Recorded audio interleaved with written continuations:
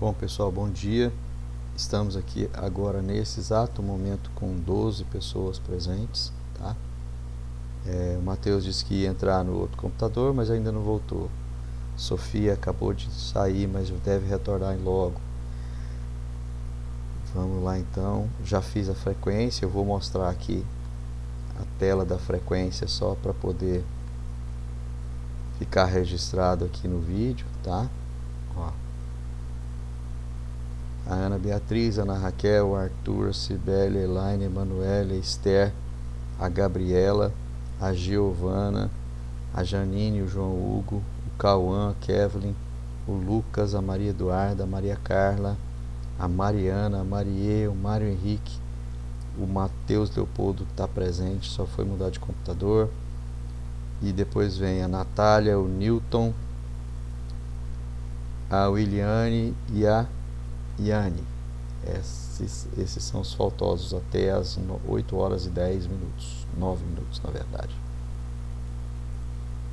Tá? Então, vou mostrar minha tela para vocês. E assim a gente pode começar a nossa aula sem problemas.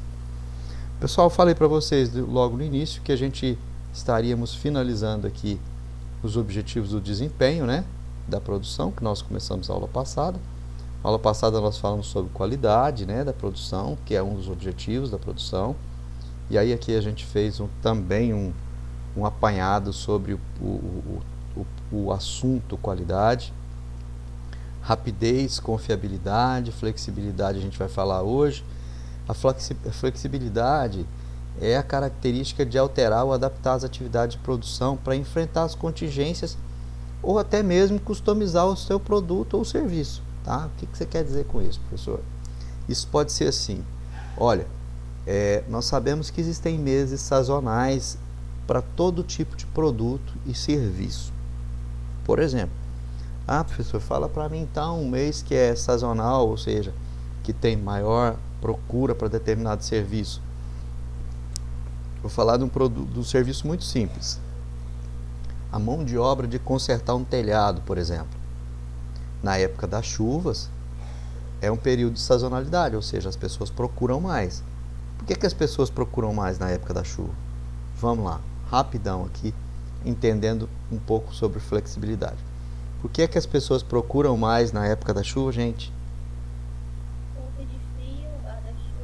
Não, digo assim, a questão de arrumar o telhado. Geralmente, eles têm, eu não lembro o nome agora, mas é aquela coisa que colocaram pra escorrer, né? Calha. Isso. Sim, mas assim, o serviço de arrumar o telhado se dá mais na época da chuva, porque é quando começa a aparecer as goteiras, né? Porque até então a gente não tinha visto que ia molhar em determinado lugar. Então, isso, a telha quebrada, Giovana, exatamente. Tá? Então aí assim, a gente não sabe e ela aparece nessa época. Então por isso a gente tem uma maior sazonalidade desse serviço nessa época.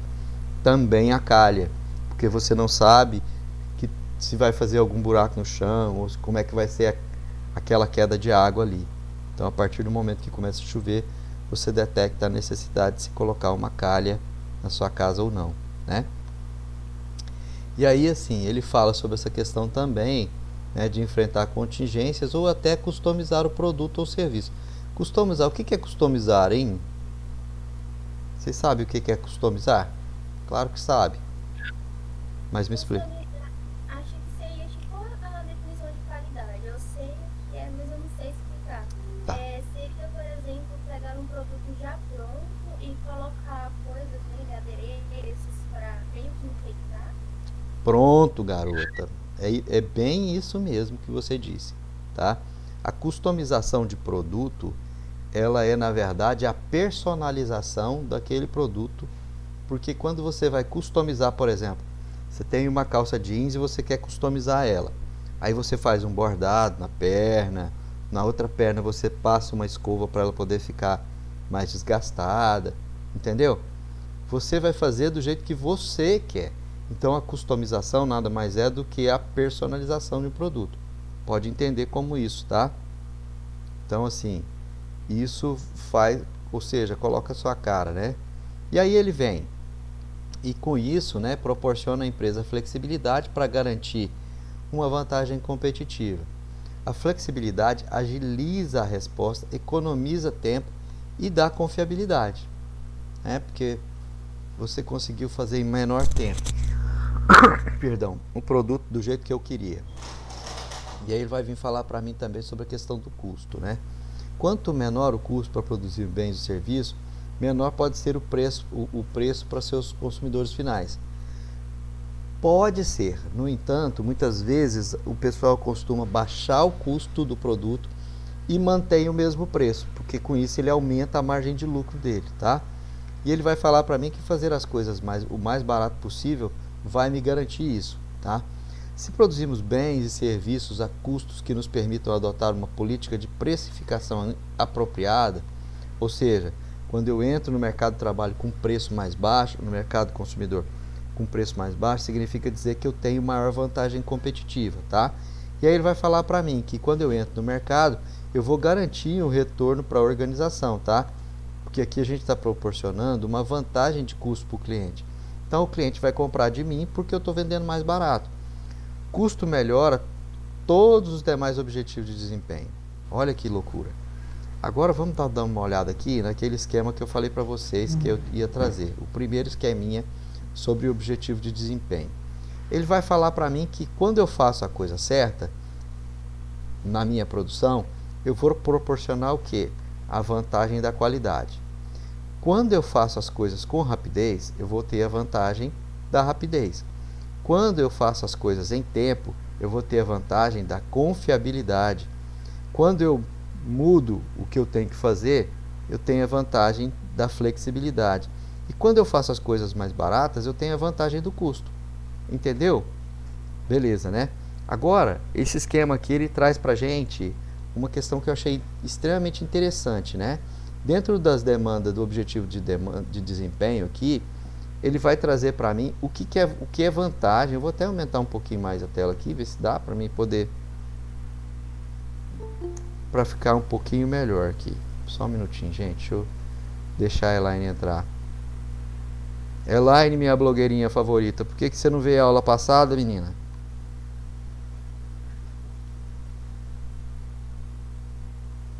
Aí, olha só os objetivos de demanda. Quais são os efeitos externos dos objetivos de demanda quando eu falo sobre a questão custo, tá? O objetivo externo vai me dizer que o preço baixo, ele vai fazer o quê? Ele vai aumentar as minhas margens competitivas, né? E logicamente aumentar a minha produção, o meu lucro, tá? Trazendo o efeito interno de que alta produtividade. Quando eu tenho aqui o objetivo de confiabilidade, eu vou gerar no público externo, ou seja, nos meus clientes, né, uma entrega confiável, beleza? E quando eu tenho a flexibilidade, e logicamente interno é uma operação confiável. Quando eu trabalho a questão do objetivo da flexibilidade, significa que eu vou ter uma frequência de lançamento de novos produtos, né? Isso vai fazer com que, com a ampliação da variedade dos meus produtos, vai também surgir um ajuste na questão dos volumes e na entrega dos meus produtos.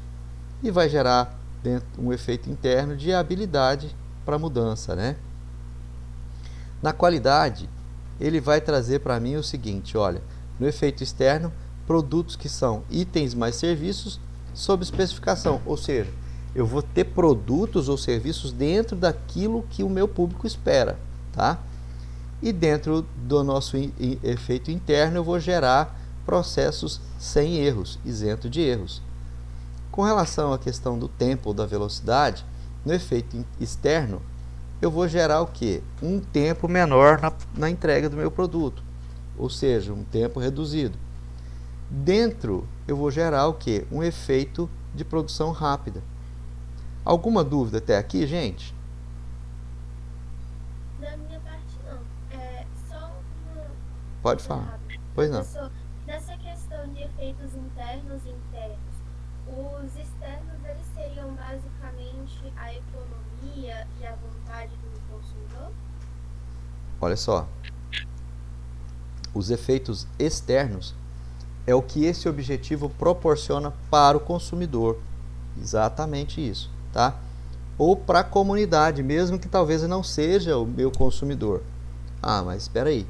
Se o cara não vai ser meu cliente, não vai ser meu consumidor, por que eu preciso ter objetivo de desempenho para ele? Simples assim.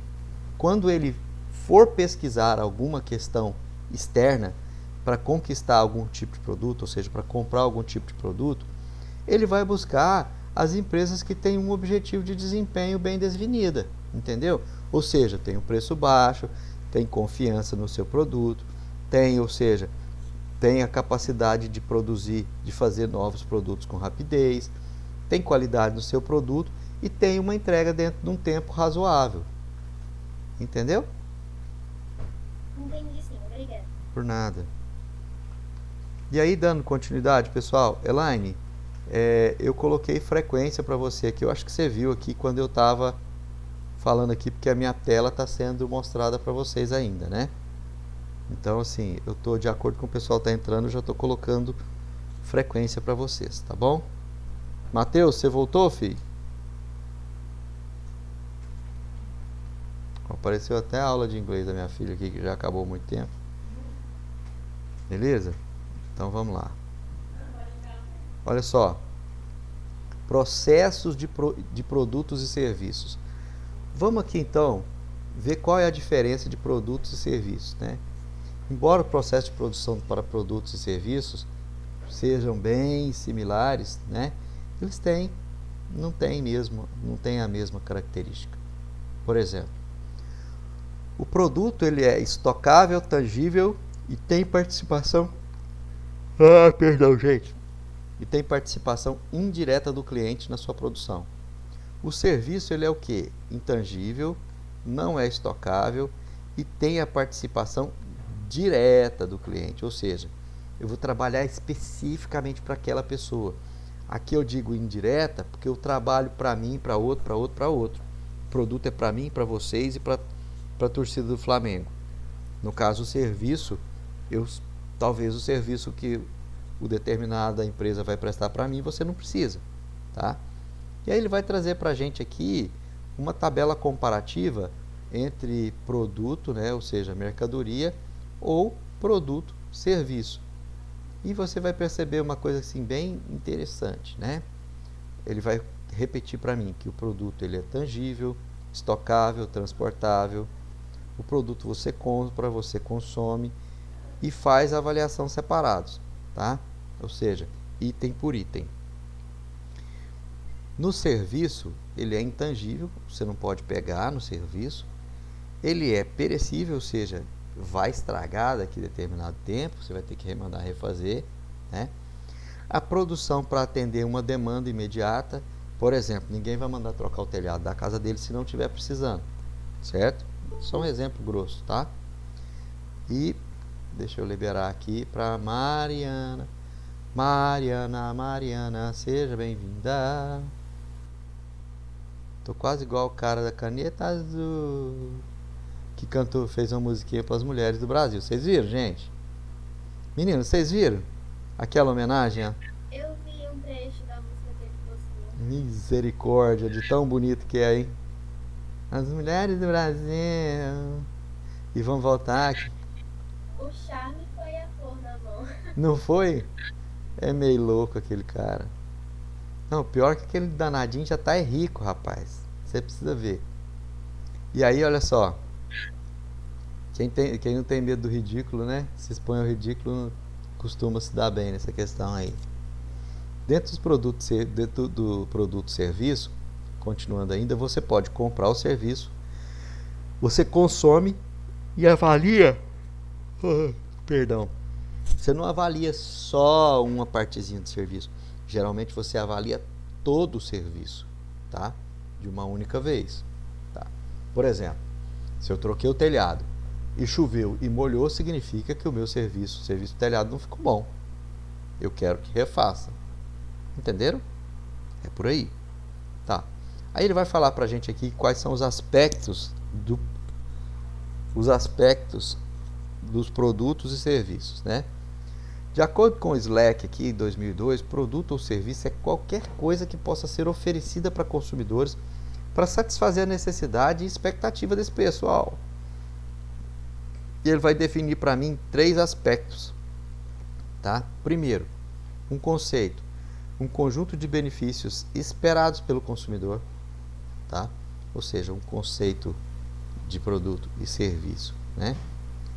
Um pacote de produtos e serviços são componentes que proporcionam os benefícios definidos no conceito, tá?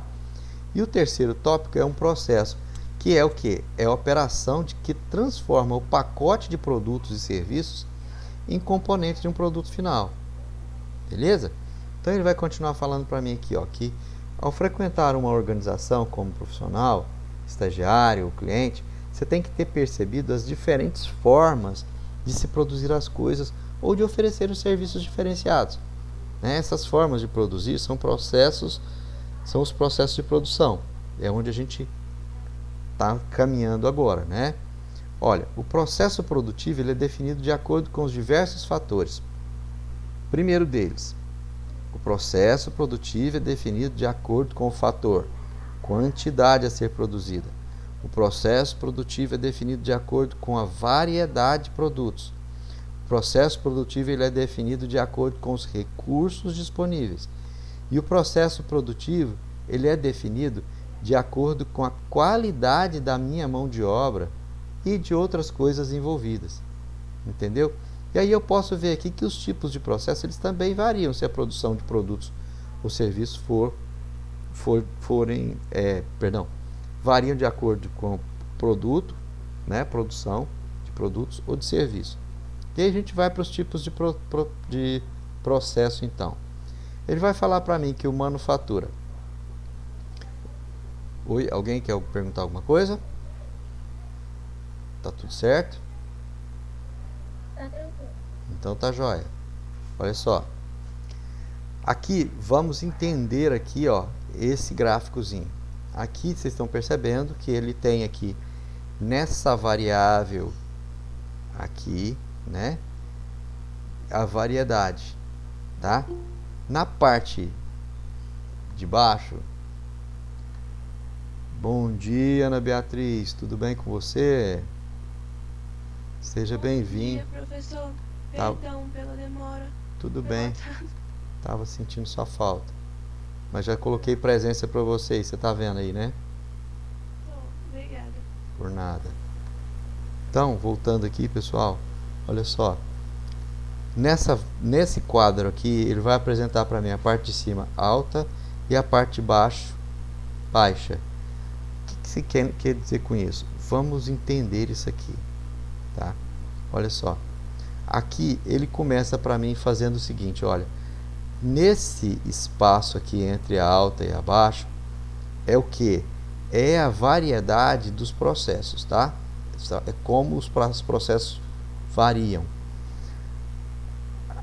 O primeiro tópico para trabalhar, na verdade, a manufatura é o desenvolvimento do projeto, tá?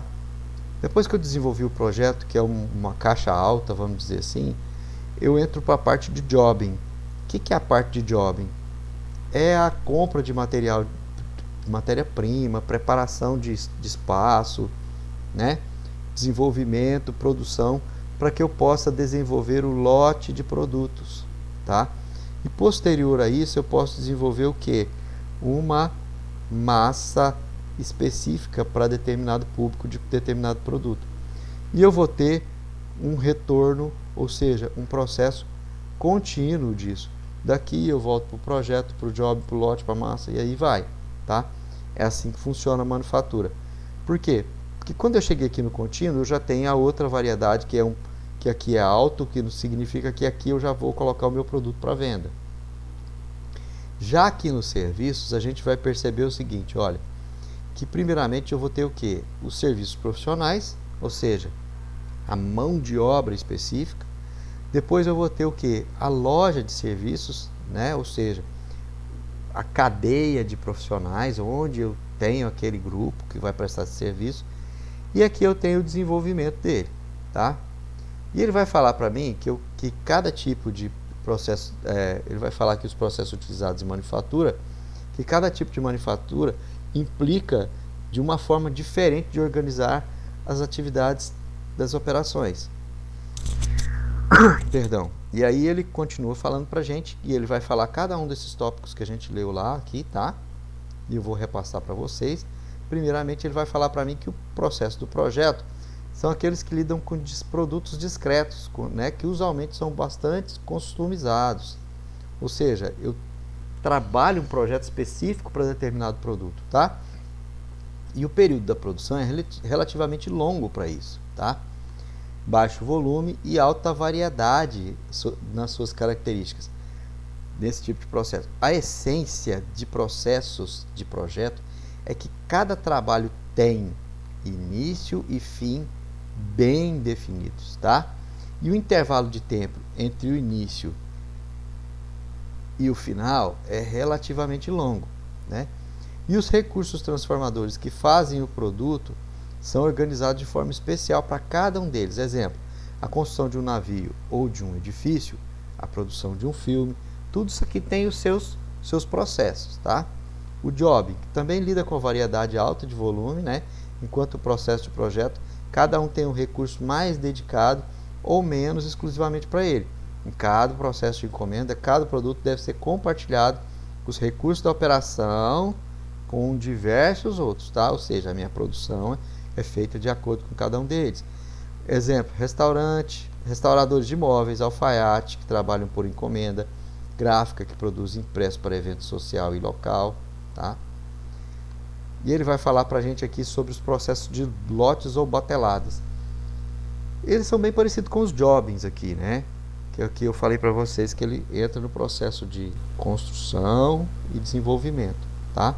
Que é a mesma coisa do jobbing ali, que a gente vê essa parte. Mas ele não tem o mesmo grau de variedade, tá? Ou seja, o nome indica que cada vez o processo em lote dá origem a um único produto, tá? Que ele é produzido, é produzido mais do que um produto, mas ele precisa de quê? Um lote, vocês já viram, eu vou dar um exemplo clássico aqui. Quem tomou a vacina contra o Covid? Alguém? Eu tomei também. Bacana. Quando você olha na sua carteirinha, de vacinação, tá? Ela tem aqui, ó, falando aqui, ó, o local onde você tomou, o lote, tá? E a assinatura da pessoa que aplicou. Por que é que eu tenho que ter o lote aqui nessa carteira de vacinação?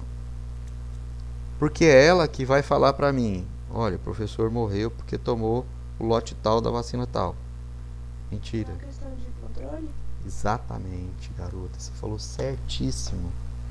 Controle. Nós vamos fazer vou dar um spoiler, tá? Nós vamos fazer um trabalho no segundo semestre que ele é relativo, ele é um case, na verdade, tá? Que ele fala sobre essa questão de lote, tá ok? Então fiquem atentos, porque essa é uma questão importante que tem que ser levado muito em consideração, beleza? Lote ou batelada, que é a mesma coisa, né? Processo de produção em massa são os produtos que produzem bens em alto volume e variedade, é aquilo que a gente falou, né? Por exemplo, fábrica de automóvel e por aí vai. Processo contínuo situa-se um passo além dos processos de produção em massa, pelo fato de operarem em volumes ainda maiores e, em geral, tem variedade ainda mais baixa. Exemplo, refinaria, petroquímica e tal. E aí ele entra nesse processo aqui, dando também o retorno lá na questão dos projetos, tá? Pessoal, aqui cada um desses tópicos, tá? Ele é independente do outro. É importante você pensar isso e entender isso, tá ok?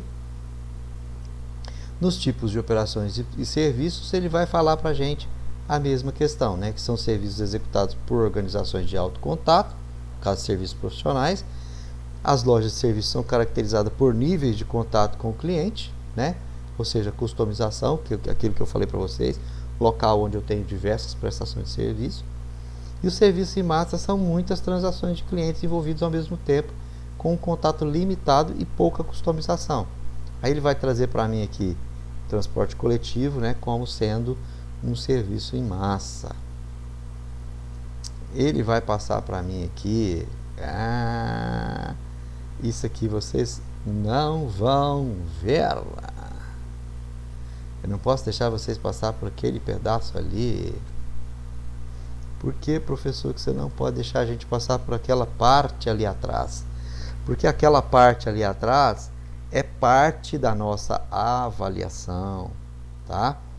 Vocês se lembram que esse produto ele é dividido em 4, esse material é dividido em 4 partes? Então, primeira parte a gente finalizou ela, ok? Então, assim, com isso também nós finalizamos hoje a nossa aula mais cedo por conta disso. Porque eu não posso entrar agora na segunda parte, porque se eu entrar na segunda parte eu vou estar ferindo o meu código de ética de planejamento de aula, tá? Nós antecipamos uma parte nas aulas anteriores aí, e aí deu uma embarrancada agora, beleza? Pessoal, até aqui alguma pergunta, alguma dúvida? Da minha parte, não. Da minha também não. Tranquilo, hein? Enquanto tá tranquilo. Beleza, vai continuar, Bia, vai continuar. Eu vou só dar mais uma última repassada aqui, bem rápido, na questão da frequência, tá? Para não ser injusto. Vamos lá, eu vou falar somente os nomes que estão faltosos. Ana Raquel, Arthur, Cibele, Emanuele, Esther, Gabriela, Giovana, Janine, João Hugo, Cauã, Kevlin, Lucas, Maria Eduarda, Maria Carla, Marie, Mário Henrique, Natália, Newton Júnior e Iane, correto? Correto. Professor, a Gabriela e a Maria Eduarda saíram do IF. Ah, é? O Cid não deu baixo ainda, se não me engano. Mas elas saíram. A Gabriela e a Maria Eduarda? Certo. Isso. Eu inclusive até ia perguntar sobre isso mesmo, porque eu não as conheci. Mas ótimo. Obrigado pela informação. Eu vou então tirá-las daqui. Tá. Vocês já estão sabendo sobre o desafio Inspiratec?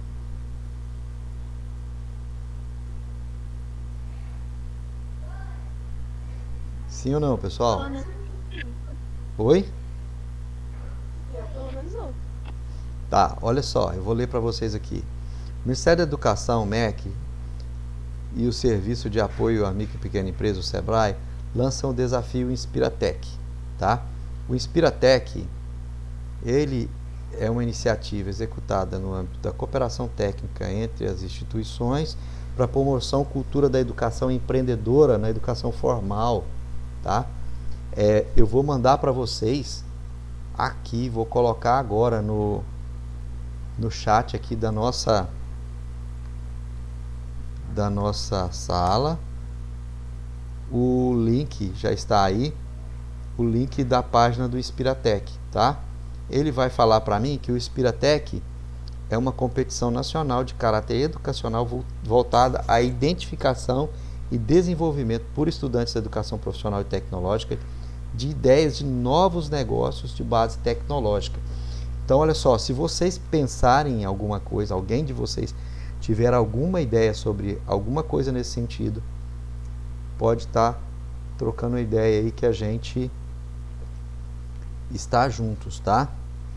Deixa eu só ver uma coisa aqui, mas me parece que já finalizou esse negócio.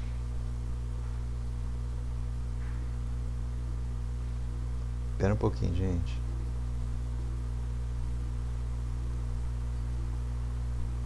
só ver uma coisa aqui bem rapidinho.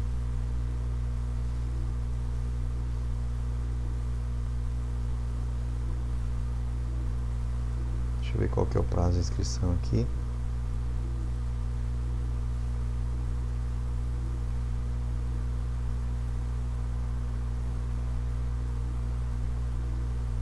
Aqui. Tá certo.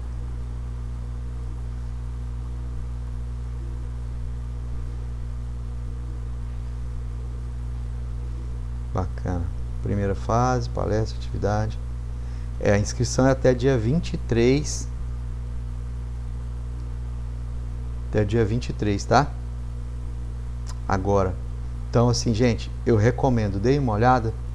Se vocês tiverem interesse, ele vai falar pra gente aqui, ó, que a etapa inicial é a criação do projeto, a etapa final é o aprimoramento dos 81 melhores projetos, a seleção de 9 projetos para a fase final, e para a fase final é a definição das 3 equipes vencedoras.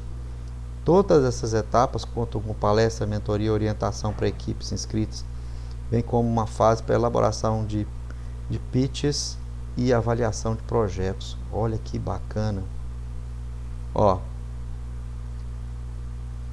vai valer a pena, tá?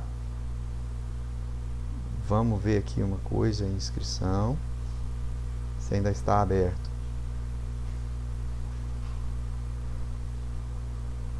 Ó, na verdade a inscrição vai até dia 31 de março, tá? É bastante interessante. Eu recomendo que vocês façam uma leitura aprimorada nisso aí, pra gente poder ver se a gente consegue entrar nessa paradinha aí. Geralmente isso costuma rolar uma graninha, tá bom? Beleza, pessoal? Então tá joia. Então eu vou finalizar aqui